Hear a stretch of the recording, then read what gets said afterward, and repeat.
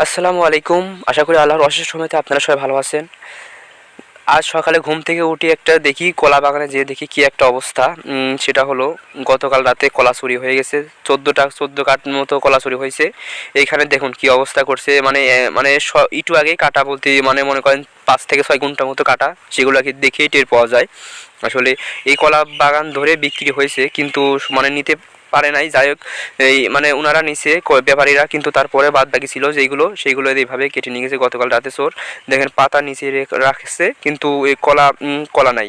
আর সেটাই কথা বলবো না আসলে, যে মানুষ এত পরিমাণে নিকৃষ্ট হতে পারে আসলে। মানুষ এই শীতের রাতে এইভাবে চুরি করা, মানে দেখেন কলা বাগান থেকে আমাদের মাঠে প্রায় অঞ্চলে সব মানে প্রায় জায়গায় হয় এরকম, যে মাঠ থেকে কলা চুরি করে নিয়ে যাওয়া হচ্ছে, এরকমভাবে অনেক কথাই শোনা গিয়েছে বারবার। তারপরেও আপনাদের মাধ্যমে একটা ভিডিও শেয়ার করলাম।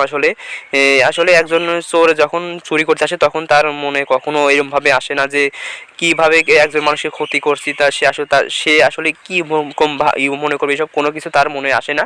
সে তার লক্ষ্যই থাকে চুরি করবে। আর দেখুন কীভাবে কলা বুটা রেখে কলা রেখে চলে গেছে, যেইভাবে আপনি ভিডিওতে দেখতে পাচ্ছেন।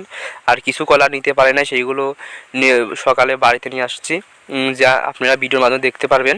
আর কলাগুলো আসলে যেমন পোক্ত হয় নাই, যাই হোক ভালো হয় না, এইগুলো হলো মানে নিতে পায় নাই, তার জন্য আমি বাড়িতে নিয়ে আসছিলাম।